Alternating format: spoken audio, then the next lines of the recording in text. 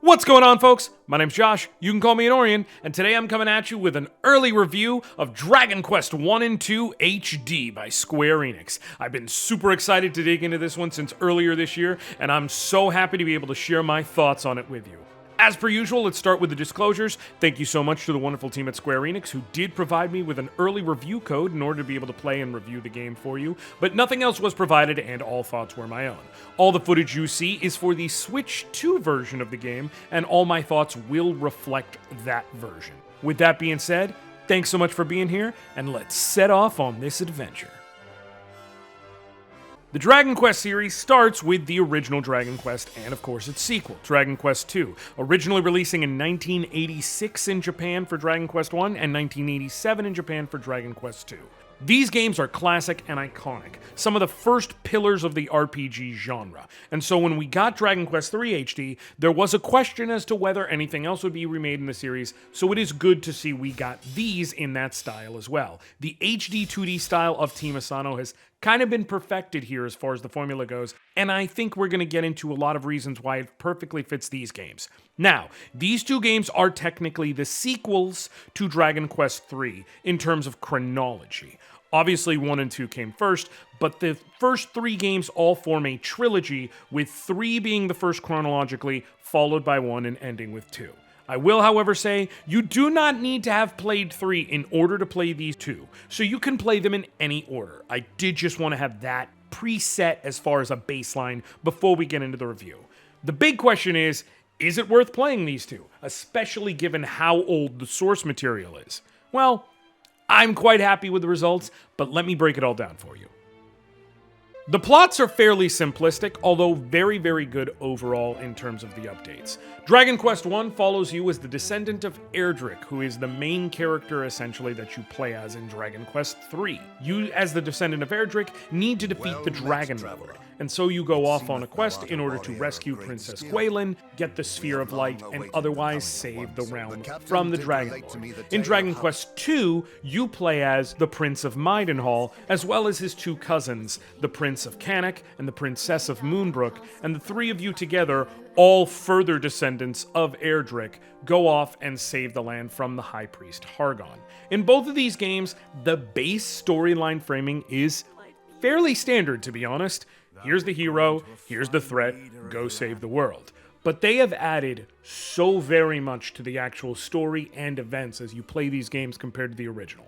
With Dragon Quest I, right from the very, very first dungeon, the Hollow of Erdrick, you run into a group of 4 would-be heroes. And it's at first played for laughs, but before you finish the dungeon, you actually get to see a bit of their backstory and you see, oh, this world is actually kind of torn up. There are dangers. Despite all the colors and brightness and the joy that the design of Dragon Quest tends to bring, right from the beginning they're letting you know, hey, this is a world where the Dragon Lord has been attacking, where towns have been razed and destroyed, where families have been lost, and there are people out there fighting to try and do good.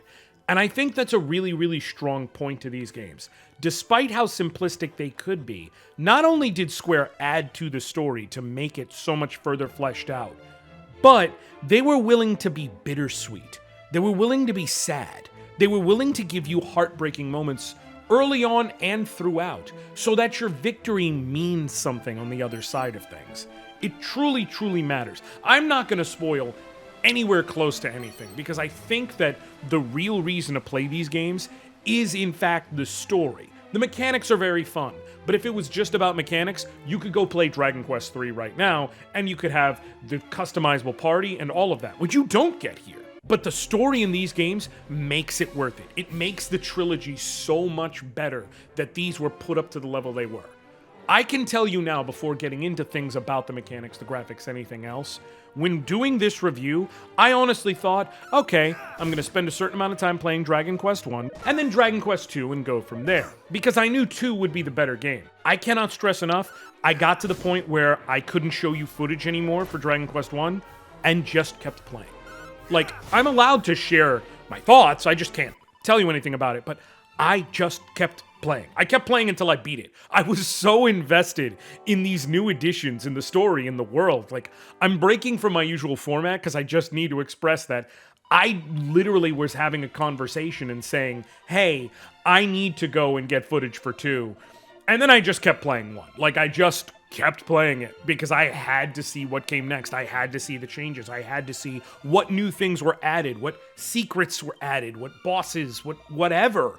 And I'm so glad I did, because it's like, wow, I truly enjoyed the story.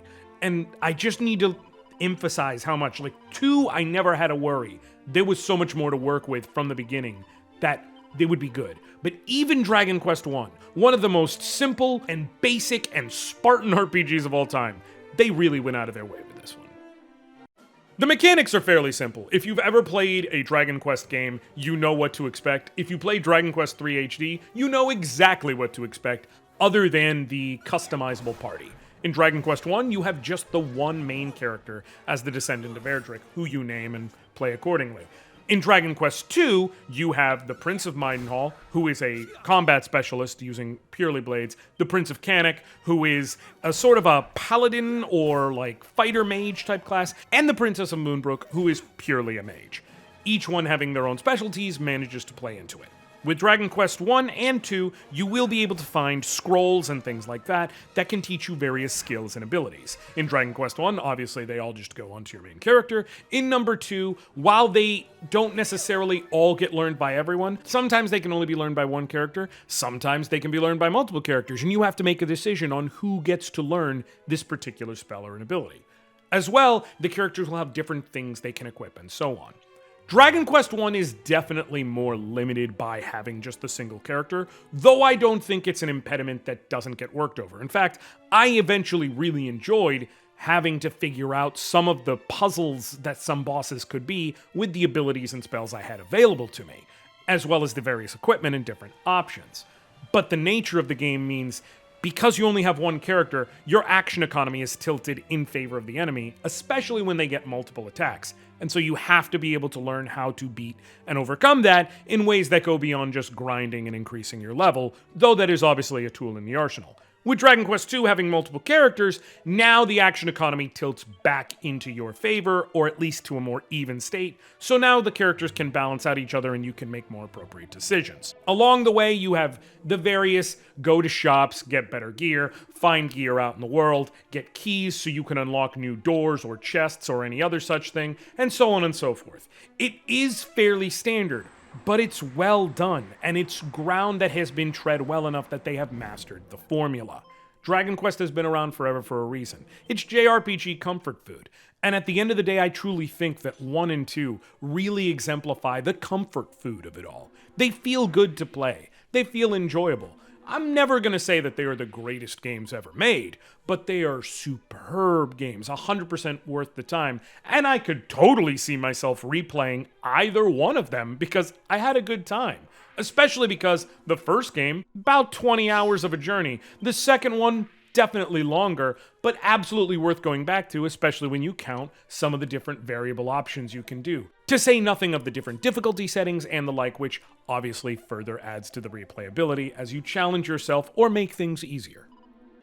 I don't really think I need to speak on the graphics or the music, but I'm obviously going to. The graphics are gorgeous. The HD-2D style perfectly fits for the colorful joy of the Dragon Quest world and just makes everything sit so bright and nice in front of you and makes you want to keep seeing everything. And the music is lovely. I truly, truly loved listening to every orchestral arrangement I got to hear of these classic, iconic tracks. And honestly, at times I was playing to see what would be visually seen next, what could I hear next, because it's just so nice and warm in my spirit to get to have it all. Overall, folks, I cannot stress enough, these were incredibly fun games. This is where, again, my format is going to veer from usual as far as reviews go, because I kind of need to get into what I think is more appropriate, because these games are remakes. So, as a result, if you've ever played them, you kind of know what you're getting into. Also, they are a sequel of sorts, essentially, to Dragon Quest III HD. I know that's a bit confusing, because 1 and 2 are the sequel to 3, but again, we're talking about chronologically. But 3 has the most content, and definitely has the most replayability. So again, it becomes, well, if I've got 3, what is the point of these? But I don't think that's a fair response. That's like saying, I played Super Mario Bros. 3, so why would I ever play Super Mario Bros. 1 or 2? The games are different. They bring their own flair. They bring their own joy. It's 100% worth it. And if anything, I would argue that playing 3 makes 1 and 2 more worthwhile, because now you can get the full Erdrick trilogy, the full story across all these generations, seeing how things from Game 3 impact 1, how 1 impacts 2, and so on and so forth. I think it all builds on one another. Further, the fact that 1 is a journey you can complete in about 20 hours, and that's a full completionist journey going through everything, and 2 is a little bit longer, means you have a little bit of both in this package. You have the shorter, easier journey you can truly enjoy, you have the longer journey with more variability to it. As well, they've definitely added some wonderful quality of life improvements. Things like easy access to abilities like Nose for Treasure, which lets you know any treasures that are around you, or Snoop if you find the scroll, which lets you specifically ping out wherever treasures are. Zoom, costing no MP to be able to go wherever you need, and Evac in order to leave any dungeons. Holy Protection is an ability to keep enemies away from a while. All these things allowing you to go around, try and find all the treasures without getting harassed by monsters, and have all these different cool tools and things available to you. I cannot stress enough, I had such a good time playing these games. I really, really enjoyed myself. And at the end of the day, that's kind of the point. They're fun. They're enjoyable. They never felt like too much. The quality of life was added, but was never forced on you. You can even turn off things like the world map marker that points out where you're supposed to go. You can turn off gaining full health and MP upon level up. You can tweak and adjust this to be your perfect game. And at the end of the day, that's really all you can ask. I'm not saying these are themselves perfect games. I am saying they are probably as perfect a remake as could be, because they really do emphasize everything the original game wanted to be and kind of became the definitive way to do it. And I think that's the best way I can describe this. These are the definitive versions of Dragon Quest I and II. If you ever plan on playing these two games, I don't know how I can in good faith recommend any version other than this one. I didn't even get into the idea that in Dragon Quest II, for once, it fully works. Like, the Prince of Canik was useful, and he was good, and he was enjoyable, and like, he wasn't just a dead weight. He brought a lot to my party, and was very useful throughout, despite all the constant memes from people who know the game for years, that all he's good for is being a coffin walking around with you. Like, these are the definitive ways to play these games, and I'm so excited to play more of them. I'm glad I got to try them out at PAX East earlier this year. I'm glad Square worked with me now, and I'll be glad in the future when I play it again on my own. Dragon Quest I and II HD gets a 9 out of 10. Again, these aren't perfect games, but they're damn near perfect remakes, and they're 100% fun, and any JRPG fan should check them out. Thank you all so very much for hanging out with me. My name's Josh. You can call me Anoriand, and until next time, I'll catch you later, folks. All right. Hey, thanks so much for sticking around for the review. I really, really appreciate it. I know I've been having a little bit of a hiatus recently, been going through some stuff, but I'm coming back online. I'm going to be finishing a Parasite Eve No Guns run, which I've already started. You can find the first few episodes on my channel, going through the main game as well as New Game Plus in the Chrysler Building. I've got some other challenge runs I've been doing. I've got some other reviews in the tank and some new products coming. I also have some good short form stuff, so you can follow me on TikTok and Instagram and all the other sites. I'm on Blue Sky if you want to hear me make jokes on social. I'm kind of all over the place, so hope to see you around. You can feel free to join the Discord. The link to it is in the description of this video. I had to record that line like 3 times because I don't know how to talk. Anyways, thank you all so much for hanging out.